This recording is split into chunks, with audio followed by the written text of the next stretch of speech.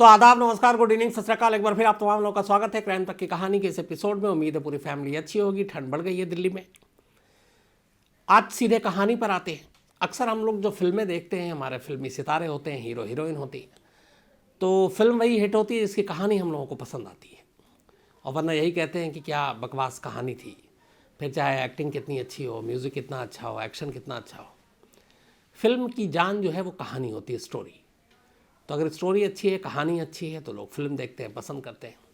और मेरा अपना मानना है, पहले तो मैं नहीं, लेकिन अब जब से चैनल पे हिंदी में डब्ड होकर साउथ इंडियन फिल्में आने लगी हैं, तो थोड़ी आंखें खुली। मुझे अब लगता है, मेरी अपनी राय है, चूँकि मैं फ़िल्मों का बहुत शौकीन हूँ, बहुत सारी फिल्में देखता रहता हूँ खाली वक्त में। मुझे लगता है जो साउथ इंडियन फिल्में हैं, चाहे वो तेलुगु की, तमिल की हो, कन्नड़ हो, केरल की हो, मलयाली फिल्म, इनकी स्क्रिप्ट, इनकी कहानियाँ, इनकी पिक्चराइजेशन, इनके एक्शन हमारी हिंदी फिल्मों से कहीं ज़्यादा बेहतर है। और आजकल हाल में आप अगर बिज़नेस के हिसाब से भी देखें तो साउथ इंडियन फिल्में जो कमाल कर रही हैं, अभी जैसे पुष्पा जो फिल्म आई है अल्लू अर्जुन की, 300 करोड़ से ज़्यादा की कमाई कर चुकी है। अब तो OTT पे भी रिलीज़ हो गई है, 14 से हिंदी में भी रिलीज़ हो रही है। RRR फिल्म भी आने वाली है। बाहुबली आप ले लीजिए, कहते हैं कि इंडिया की बनी हुई अब तक की बेस्ट फिल्म है, जिस कैनवास पे इस फिल्म को बनाया गया। या फिर आप दृश्यम फिल्म ले लीजिए, दृश्यम 1, दृश्यम 2, ये सारी साउथ की ही फिल्में हैं। तो वहाँ की फिल्में बड़ी फास्ट होती हैं, कहानी बड़ी अच्छी होती है, एक्शन भी होता है। और इसीलिए अब ये एक अपनी जगह बना रही है साउथ इंडियन फिल्में हिंदी मार्केट में। और हिंदी फिल्म इंडस्ट्री को सीधे सीधे चैलेंज और चुनौती भी दे रही है कि आप हमारी जैसी फिल्में बनाओ, हमारे जैसे टक्कर पे। तो अब ये अच्छा है, कंपटीशन बढ़ेगा तो शायद हिंदी फिल्में भी अब लीक से हट के अच्छी बनेंगी। हालांकि ऐसा नहीं है, हिंदी फिल्में ही बहुत अच्छी अच्छी बनती हैं। लेकिन इधर जो हम हाल में देख रहे हैं, साउथ इंडियन फिल्में हमसे थोड़ी सी आगे हैं। आज जो मैं कहानी की बात कर रहा हूँ, फिल्मों की कहानियाँ अच्छी होती तो फिल्में हिट होती हैं। असली ज़िंदगी में कई बार ऐसा होता है कि कुछ कहानियाँ ऐसी होती जो हमें लगता है फिल्मी है, लेकिन वो हकीकत की होती हैं, ज़िंदगी की होती है। आज की कहानी भी एक ऐसी ही है, जो है तो फिल्मी सितारों की, लेकिन फिल्मी नहीं है, हकीकत है। इसमें हीरो भी है, हीरोइन भी है, इसमें साजिश भी है, इसमें क्राइम भी है, इसमें जेल भी है, इसमें सज़ा भी है, इसमें राजनीति भी है, और सब कुछ है। लेकिन ये फिल्म की कहानी नहीं है, बल्कि हकीकत की कहानी है। कहानी 5 साल पुरानी है। कहानी की शुरुआत होती है 17 फरवरी 2017 को। हालांकि 17 फरवरी 2017 यानी 17 फ़रवरी 2017 में जाऊँ उससे पहले थोड़ा सा फ्लैशबैक में। केरल, आपको ये पता है, मुझे भी बाद में पता चला, जो साउथ इंडियन फिल्म की मैं बात करता हूँ, ये अलग अलग स्टेट की फिल्में हैं। एक तमिल फिल्में हैं जो तमिल में आती हैं, जो तमिलनाडु और उसमें सारे उसके मेन एक्टर जो वहाँ के होते हैं बेस्ड। एक तेलुगु है जो आंध्रा में सारी फिल्में बनती हैं, उनको हम तेलुगु फिल्में कहते हैं। कन्नड़ फिल्में वो होती हैं जो कर्नाटक में बनती हैं, वहाँ पे वहाँ के हीरो हीरोइन डायरेक्टर ज़्यादातर होते हैं। और एक मलयालम फिल्म है जो केरला बेस्ड है। तो कुल मिला के 4 अलग अलग लैंग्वेज में ये 4 स्टेट जो साउथ इंडियन फिल्में हम कहें तो ये मिलकर बनाते हैं। आज की कहानी की ज़मीन केरला है, यानी मलयालम फिल्म की। मलयाली फिल्म में एक हीरोइन आई और इन्होंने कदम रखा करीब 16 साल की उम्र में ही। मलयालम फिल्मों में इनको काम मिला, पहले ये मॉडल थी। इनका नाम है भावना मेनन। भावना मेनन एक मलयालम फिल्म का चर्चित चेहरा, एक जानी पहचानी एक्ट्रेस, हीरोइन, कई फिल्मों में काम किया, कई सुपरहिट फिल्मों में काम किया। तो ये कहानी भावना मेनन की है, उन्हीं हीरोइन की। फिल्मों में अच्छा खासा इन्होंने सब काम किया, कामयाब भी रहीं। 17 फ़रवरी 2017 को भावना मेनन कोच्चि के नेशनल हाईवे से अपनी कार से गुजर रही थी। दोपहर का वक्त था। अचानक उनकी कार को हाईवे पे एक दूसरी कार ओवरटेक करती है और उस कार से उतरकर 2-3 लोग भावना के कार में जबरन बैठ जाते हैं और भावना मेनन को उन्हीं के कार में एक तरह से किडनैप कर लेते हैं। अब इस कार के पीछे एक और कार चल रही थी जो इन किडनैपर्स की कार के साथियों की कार थी। इसके बाद जो सारे बदमाश बैठे थे वो धमकी देते हुए भावना को कार के अंदर ही रखते हैं, उनके साथ बदतमीज़ी करते हैं, उनका शोषण करते हैं और डराते हैं, धमकाते हैं। करीब 2 घंटे तक भावना मेनन मलयालम फिल्म की हीरोइन अपनी ही कार में बंधक के तौर पर रहती हैं। 2 घंटे के बाद उनमें से कुछ बदमाश कार से नीचे उतर जाते हैं, लेकिन 1-2 अब भी कार के अंदर थे। और फिर कुछ देर के बाद जब 2 घंटा बीत जाता है, तब भावना मेनन को उन्हीं की कार में लेकर वो एक मलयालम फिल्म के ही जाने माने डायरेक्टर एक्टर लाल साउस उनके घर के बाहर 2 घंटे बाद छोड़ देते हैं भावना मेनन को। तो 2 घंटे तक कार में बंधक बनाकर एक हीरोइन को हाईवे पे घुमाया गया, उनको मॉलेस्ट किया गया, धमकी दी गई, धमकाया गया और 2 घंटे बाद एक मलयालम फिल्म के ही डायरेक्टर के घर के बाहर उनको छोड़ दिया गया। जान बचती है, भावना मेनन कार से बाहर निकलती हैं। कार से बाहर निकलने के बाद वो सीधे पुलिस स्टेशन जाती हैं। पुलिस स्टेशन में जाकर वो रिपोर्ट लिखाती हैं और बताती हैं कि किस तरह से कुछ लोगों ने उनके कार में जबरन एंट्री मारी, उन्हें किडनैप किया, उनके साथ बदतमीज़ी की और साथ में जब वो मॉलेस्ट कर रहे थे वो सारी चीज़ें उन्होंने मोबाइल पे रिकॉर्ड भी किया और इस धमकी के साथ कि अगर तुमने ये मुँह खोला या कुछ कहा तो ये वीडियो जो है ये लीक कर देंगे। अब आप फिल्मी सितारों की अपना एक स्टेटस भी होता है, उनकी अपनी एक छवि भी होती है, इमेज भी होता है। तो भावना को भी ये लगा कि पता नहीं क्या होगा, लेकिन खैर उन्होंने हिम्मत दिखाई और वो पुलिस स्टेशन में पहुंचकर रिपोर्ट लिखा देती हैं। इत्तेफाक से जो बदमाश उनकी गाड़ियों में घुसे थे और उनको जबरन बंधक बनाया था, उनमें से बाकी किसी को तो भावना नहीं पहचानती थी, लेकिन एक शख्स को पहचानती थी और उस शख्स का नाम था पुलसर सुनी। पुलसर सुनी नाम का ये शख्स वो इसलिए जानती थी कि मलयालम फिल्म के कई एक्टर एक्ट्रेस का ड्राइवर रहा था पहले। तो ऐसी कई पार्टियों में, कई घरों में, फंक्शन में गई तो उन्होंने देखा उन एक्टर एक्ट्रेस के साथ पुलसर सुनी को, तो वो चेहरे से पहचानती थी। तो उन्होंने पुलिस में जब एफआईआर लिखाई तो उन्होंने कहा कि कुछ 6-7 लोग थे, उनके पीछे भी एक गाड़ी थी, उसमें भी लोग थे, उनके साथ बदमाशी की गई, बदतमीज़ी की गई, उनको मॉलेस्ट किया गया, उनके फ़ोटो वीडियो शूट किए गए और उनमें एक पुलसर सुनी नाम का कई एक्टर एक्ट्रेस का ड्राइवर था, वो भी था। अब पुलिस के पास एक नाम था, एक चेहरा था, पुलिस ने अपनी तफ्तीश आगे बढ़ाई। एक हीरोइन का मामला था। 17 फरवरी का ये इंसिडेंट है। 17 फरवरी को ही पुलिस ने एफआईआर लिखी। 2 दिन के बाद 19 फरवरी 2017 को पुलिस ने उन 7 अक्यूज़ में से, बल्कि जो 7 के खिलाफ नामजद लिखा था, बाकी के नाम पता नहीं थे, एक ही का नाम मालूम था, पुलसर सोनी, 7 में से 3 लोगों को पुलिस गिरफ्तार कर लेती है। अब पुलसर सोनी को अभी भी तलाश थी, वो भागा हुआ था। उसकी गिरफ्तारी के लिए पुलिस इधर उधर अपनी टीम को दौड़ाती है। 23 फरवरी यानी कि 1 हफ्ते के बाद इंसिडेंट के पुलसर सुनी भी गिरफ्तार हो जाता अपनी बाकी 4 साथियों के साथ। तो अब 7 के 7 अब जो अक्यूज़ड हैं वो गिरफ्तार हो जाते हैं। इनके पास से वो मोबाइल भी मिल जाता है जिसमें सारे वीडियो शूट किए गए थे और ये एक एविडेंस था कि हीरोइन जो भावना मेनन है उनको मॉलेस्ट किया गया कार के अंदर। तो वीडियो एविडेंस, सारे अक्यूज़ड गिरफ्तार। मलयालम न्यूज़पेपर मीडिया में सारी ये खबरें भी आईं, यहाँ तक कि ये मामला उस वक्त वहाँ के विधानसभा में भी उठा। चीफ मिनिस्टर से सवाल पूछे गए, कहा गया कि मलयालम फिल्म इंडस्ट्री की कितनी जानी मानी हीरोइन और सड़क पे इस तरीके से अगर उसको मॉलेस्ट किया जाता है, सेफ नहीं है, लॉ एंड ऑर्डर को लेकर तमाम सवाल उठे। मलयालम फिल्म इंडस्ट्री ने इसको लेकर आवाज़ उठाई और तमाम लोगों ने भावना की तारीफ भी की कि कम से कम वो खामोश नहीं रही, पुलिस में रिपोर्ट लिखाई। अब ये सारी चीज़ों ही 7 एक्यूज़ पकड़े गए, उनको जेल भेज दिया गया। जेल भेजने के बाद अब अपनी चार्जशीट दाखिल हो रही है, ट्रायल का काम शुरू था। इसी दौरान कहानी में एक नया ट्विस्ट आता है। एक शख्स उस जेल से बाहर निकलता है जिस जेल में पुलसर सुनी बंद था, यानी कि जो मेन एक्यूज था भावना मेनन को छेड़ने वाला। बाहर आने के बाद वो ये कहता है कि जेल के अंदर लगातार वो पुलसर सुनी के साथ था, उससे बातचीत कर रहा था और उसने इस इंसिडेंट के बारे में बहुत सारी उसे अहम जानकारी दी है और इस केस में कई नई चीज़ बताई है जो अभी तक मीडिया को भी पता नहीं और लोगों को भी पता नहीं। अब जब ये बात आई और उसने बाहर आकर कहा, कुछ मीडिया ने उसका इंटरव्यू भी छापा, तो अब ये हुआ कि पुलसर सुनी ने क्या अकेले मॉलेस्ट किया? आखिर उसका रीज़न क्या था, क्योंकि उसने 2 घंटे तक गाड़ी में घुमाया, छेड़ा, मोबाइल पे वीडियो शूट किया और फिर छोड़ दिया। तो क्या यही होना था या कुछ और होना था? वो खुद अपनी मर्जी से आया था अपने साथियों के साथ या किसी के इशारे पर आया था? अब उसी पुलिसर सुनी के साथ जेल में रहने वाला एक कैदी जब जमानत पे बाहर आया तो वो कह रहा है कि वो इस कहानी की हकीकत कुछ और है और मुझे सारी चीज़ें बताई है। और इसी दौरान उसने एक और बात कही और उसने इस केस को और भी पलट दिया।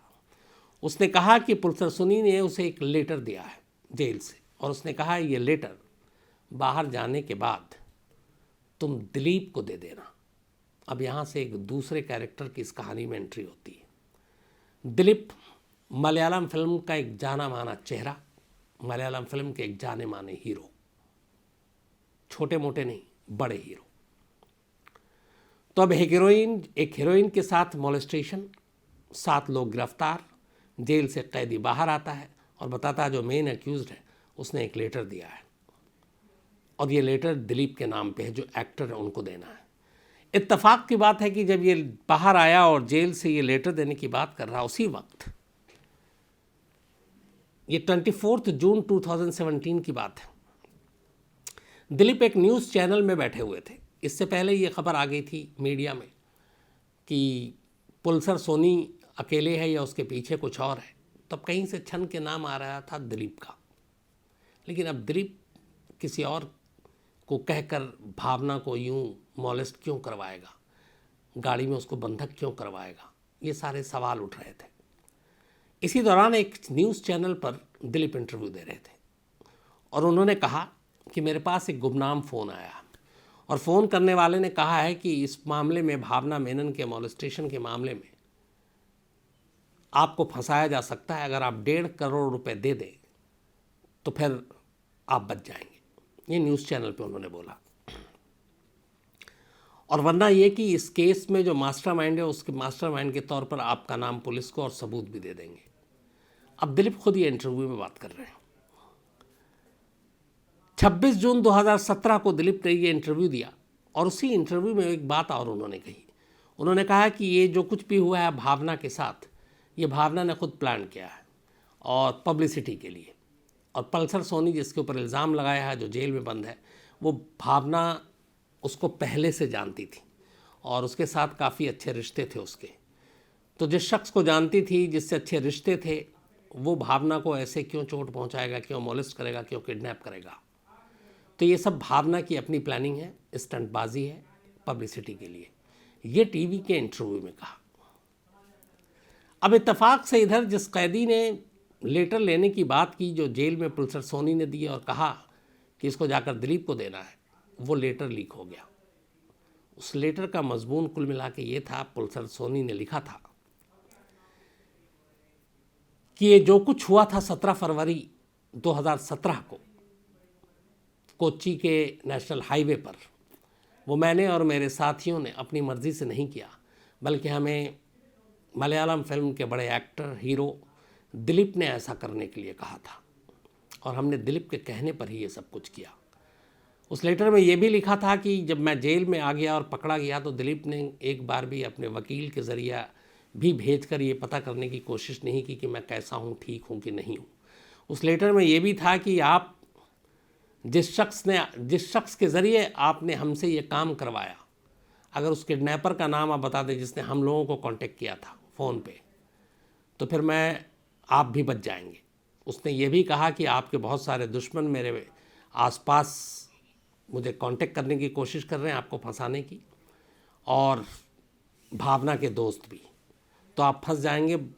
अगर आप 1.5 करोड़ रुपए दे देते हैं तो फिर आपका नाम नहीं लेंगे और वरना मैं सब कुछ पुलिस को बता दूंगा।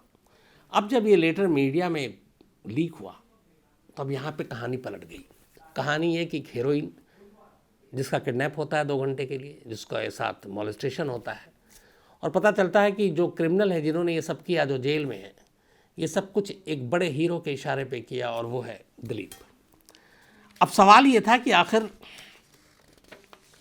दिलीप ऐसा क्यों करेगा, लेकिन लेटर आ गया। अब ये लेटर एक अहम दस्तावेज हो गया पुलिस के लिए। पुलिस ने जो अब चार्जशीट दाखिल कर रही थी, अब इस केस को फिर से रीओपन करती है और कहती है कि अब इसमें नए सिरे से जांच की जाएगी और पुलिस नए सिरे से जांच करती है। जांच करने के बाद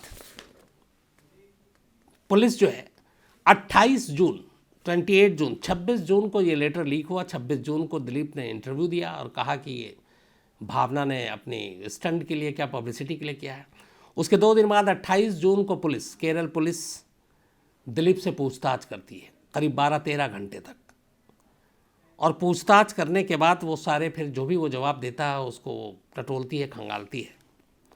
और आखिरकार 10 जुलाई 2017 पूछताछ के करीब 12 दिन बाद एसआईटी की जो टीम बनी थी इस मामले की खास जांच के लिए, इस केस की रीइन्वेस्टिगेशन के लिए, उसे पुख्ता सबूत लगता है ये लेटर और बाकी चीज़ें।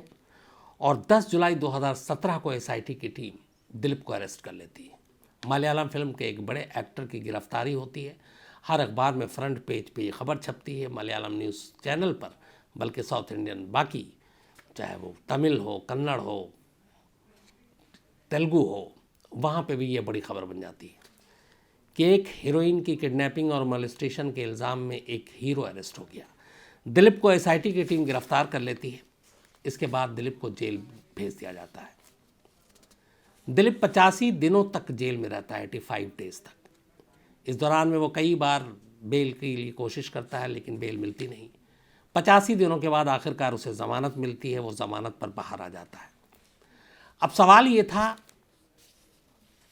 कि दिलीप ने भावना के साथ ऐसा क्यों किया, क्यों पुलिस ने दिलीप को अरेस्ट किया, जबकि दिलीप और भावना एक साथ कई फिल्मों में काम कर चुके थे, लीड हीरो और लीड हीरोइन के तौर पर, और दोनों में अच्छे रिश्ते भी थे।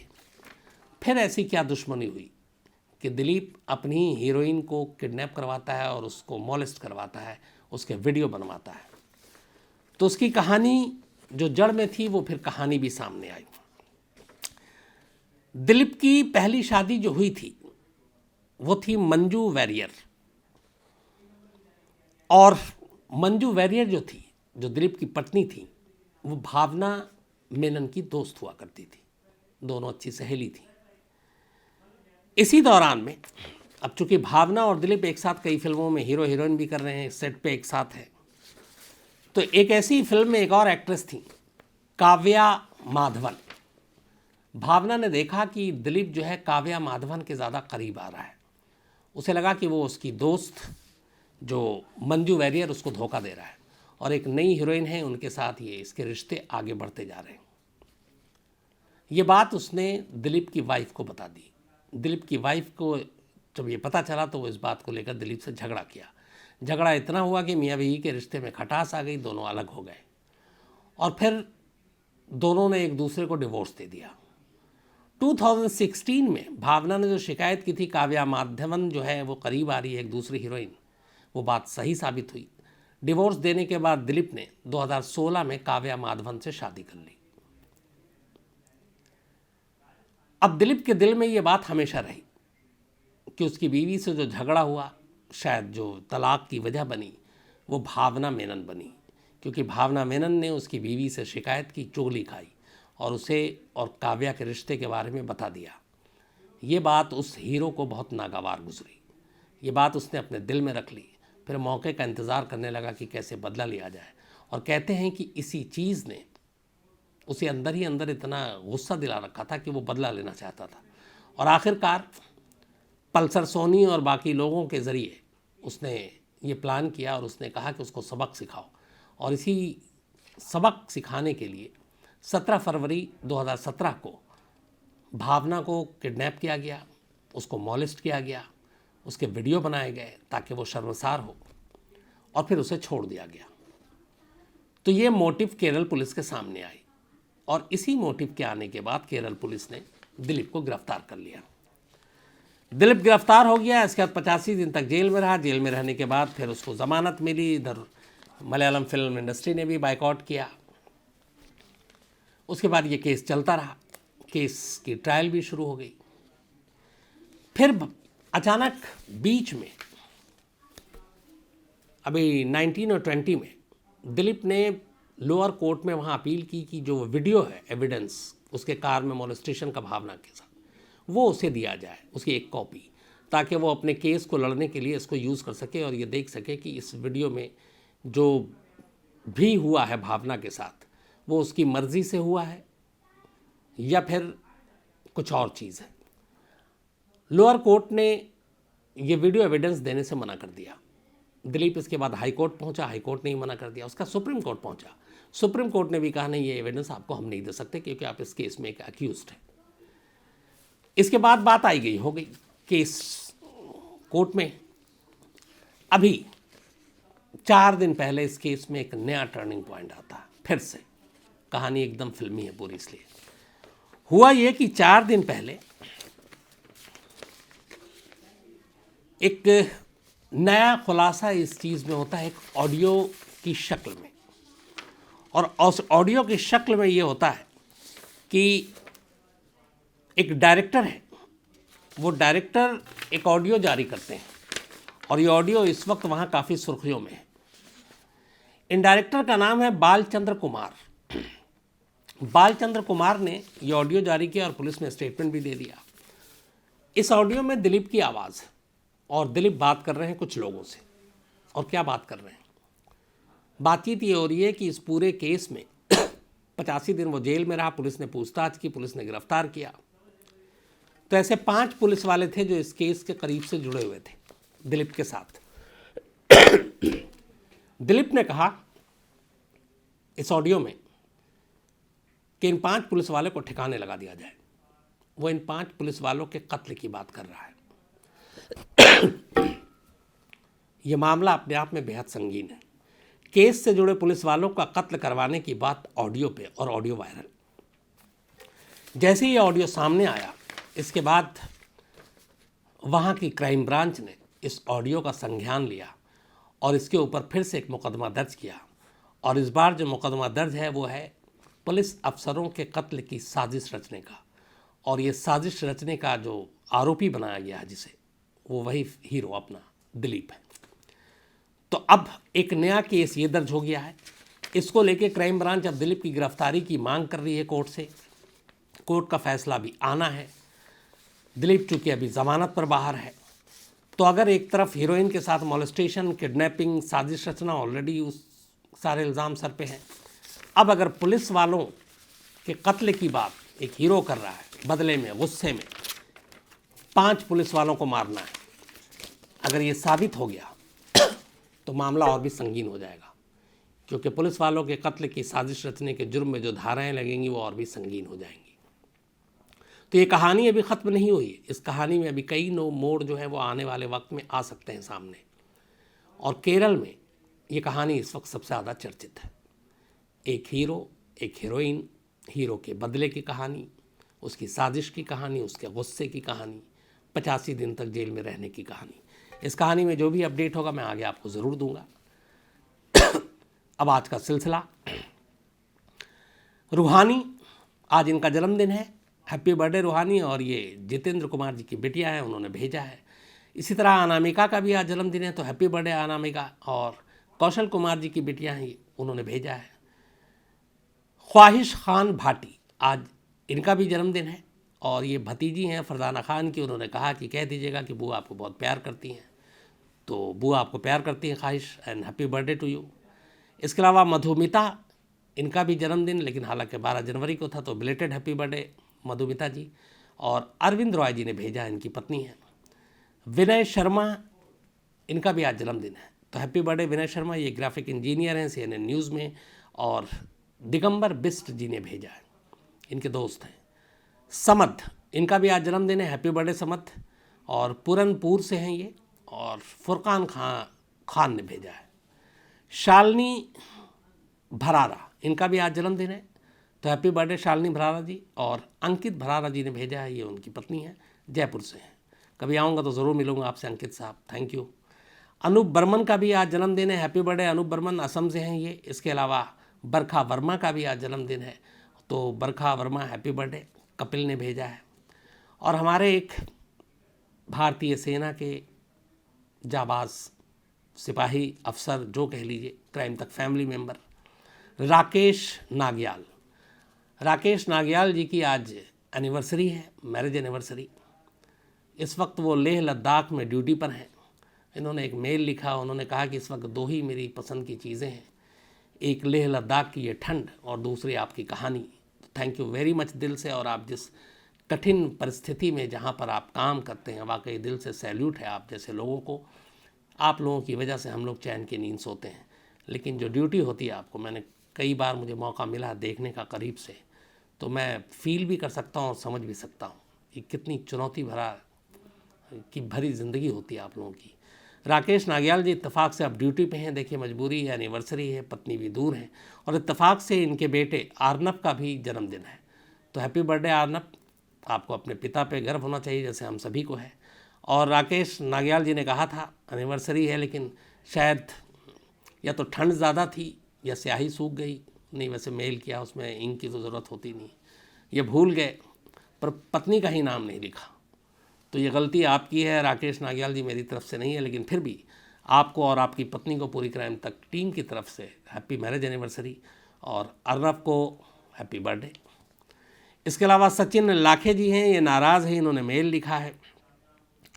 और सचिन लाखे जी, आप फैमिली मेंबर हैं, और बस इतना ही कहूँगा, परिवार में भी कई बार नाराज़गी होती है, दिल में कभी कुछ ऐसा नहीं रहता। कई बार इतनी सारी चीज़ें होती है, सब मेल पढ़ना, सबके जवाब देना, सबकी ख्वाहिशें फरमाइशें पूरी करना, कोशिश यही करता हूँ करूँ, लेकिन अगर आप मेरी जगह हो तो आप भी शायद अंदाज़ा लगाएंगे, कई बार ऐसा होता है।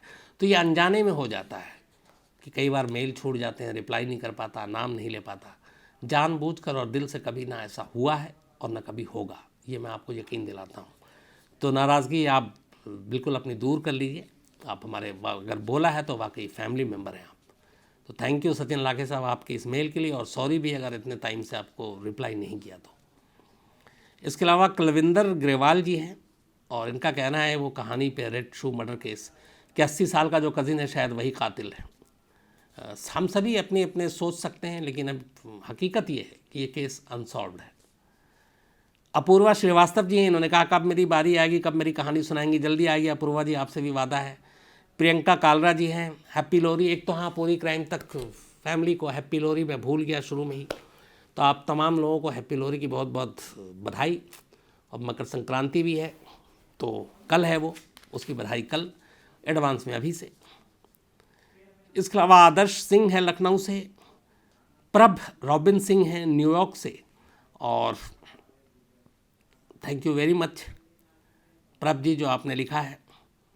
और दूसरा ये, हर इंसान के साथ कुछ ना कुछ होता है, तो इनके प्रभ जी के साथ भी एक हादसा हुआ था जिसकी वजह से वो बहुत परेशान थी, लेकिन अब हर ज़ख्म भर जाता है और सब कुछ आने वाले वक्त में ठीक हो जाता है। तो प्रभ जी यही दुआ है आपके साथ भी, अब सब हमेशा अच्छा होगा, ऊपर वाला हमेशा अच्छा करेगा, तो बस खुश रहिए।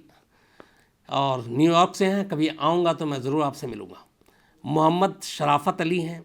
इसके अलावा खुशी घतियाड़ी जी हैं, तो खुशी उत्तराखंड से हैं, इन्होंने बड़ा एक अच्छा मेल लिखा है, मैं आपसे शेयर भी करना चाहता हूँ। खुशी असल में ये उत्तराखंड से हैं और फार्मासिस्ट हैं। तो फार्मासिस्ट का मतलब ये हुआ कि ये जो मेडिकल स्टोर है मेडिसिन की वो है, वहाँ पे ये बैठती हैं और दवाएं देती हैं। इनका कहना है कि जब से कोरोना बढ़ा है, अचानक लोगों की भीड़ आती है। अच्छा, जब भी कोई महामारी बीमारी कुछ ऐसी चलती है तो लोग मेडिसिन दवा तो लेते ही हैं। जैसे जब कर्फ्यू लगना है या लॉकडाउन की बात आती है तो लोग राशन ले लेके भरना शुरू कर देते हैं। इवन चलिए राशन तक तो ठीक है, पिछली बार जब ऑक्सीजन लगा कि हर एक ऑक्सीजन की कमी है तो लोगों ने घर घर में ऑक्सीजन के सिलेंडर लेकर रख लिए। ज़रूरत नहीं है, लेकिन ये सोच कर रख लिए कि क्या पता 5, 10, 15, 20 दिन के बाद हमें भी ज़रूरत पड़े, हमारे बच्चों को ज़रूरत पड़े। और ये भूल गए कि जो ऑक्सीजन उनके घर में यूं ही बेकार पड़ा है, और जिस ऑक्सीजन को उन्होंने ये सोच कर रखा हुआ है कि शायद मेरे काम 1 महीने बाद आए, 15 दिन बाद आए, वो ऑक्सीजन कई लोगों की जान बचा सकता था। ऑक्सीजन की किल्लत की वजह से बहुत सारे लोग मरे। तो हम कई बार इतने सेल्फिश हो जाते हैं कि हमें ज़रूरत नहीं है, ऊपर वाला ना करे घर में कोई बीमार हो, लेकिन ये सोचकर कि हम हो सकते हैं और हमने सिलेंडर घर में दबा दबा कर रख लिया, और जहाँ ज़रूरत थी उनको नहीं मिला। तो ऐसा भी हमने देखा, होना नहीं चाहिए। तो खुशी ने बड़ी अच्छी बात लिखी है, लिखा है कि जब भी ऐसी कोई चीज़ होती है, अब लोग अचानक आ रहे हैं मेडिकल स्टोर पर और वो दवाएं जो है वो राशन की तरह ख़रीद कर घरों में सहेज कर रख रहे हैं। दवाएं ऐसी चीज़ हैं जिन्हें इस तरह से रखने का मतलब नहीं बनता। दवा और राशन में फ़र्क होता है। दवा उतनी ही लेनी चाहिए जितना डॉक्टर लिखे, प्रिस्क्राइब करे, जितनी आपको ज़रूरत हो। ये सोचकर कि अभी क्या होगा, आगे क्या होगा, मैं 6 महीने का मेडिसिन लेकर रखूँ, इसका कोई मतलब नहीं बनता।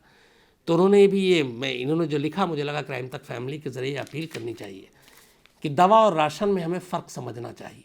और ये बड़ी अच्छी लाइन लिखी है खुशी ने, तो मैंने इसीलिए शेयर किया। ये सारी चीज़ें होती हैं, लेकिन हमें पैनिक नहीं होना चाहिए, और कम से कम मेडिसिन के मामले में हमें वही काम करना चाहिए जो हमें डॉक्टर हमारी सलाह देते हैं। तो थैंक यू खुशी आपकी इस मेल के लिए। एक राधिका है, कमाल है, कई बार देखिए मेल पढ़ना पड़ता है और कहानी में बताना पड़ता है। इन्होंने, राधिका ने लिखा है कि 2 बार मैंने आपको घर के पास देखा, और इनका कहना है कि जहाँ मैं रहता हूँ वहाँ ये भी रहती हैं, और दोनों बार इन्होंने कहा कि हेलो बोलने की हिम्मत नहीं हुई, कर नहीं पाई, तो आप मेल पे हेलो बोलिए, तो मैंने मेल पे हेलो बोल दिया। लेकिन अगली बार राधिका जब भी मिले, बिल्कुल हिम्मत और ऐसी कोई बात नहीं, मैं भी आप जैसा इंसान हूँ, तो बिल्कुल आइए, हेलो करेंगे। और खुशी हुई कि आप हमारे पड़ोस में रहती हैं। इसके अलावा हमनजोत सिंह हैं, कमाल है, लेकिन आजकल पड़ोस में भी रहने वाले लोगों से कहानी और मेल के ज़रिए बात होती है। हमनजोत सिंह जी हैं, उनका कहना पंजाब की भी कोई कहानी सुनाइए, जल्दी सुनाऊंगा आपको। संदीप सरकार हैं, इसके अलावा गौसुल आज़म हैं और अयान आलम है। तो आप लोगों ने भी जो कुछ कहानी की फरमाइश की है, मैं ज़रूर उसको सुनाऊंगा बारी बारी से।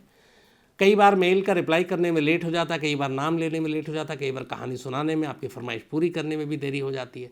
बट हमेशा ये मान कर चलिएगा कि जानबूझकर नहीं करते हैं, जैसा हमारे सचिन लाखे भाई ने लिखा था। हो जाता है ये कई बार। कोशिश यही होती है कि सभी को जगह बराबर बराबर मिले, कोई भेदभाव ना हो, और मेरी कोशिश हमेशा यही रही है, और इसी कोशिश को आगे जारी रखूँगा। तो आज इतना ही। अब आपसे मुलाकात होगी कल रात 9 बजे किसी नई कहानी के साथ। तब तक अपना ख्याल रखिएगा। Thank you very much.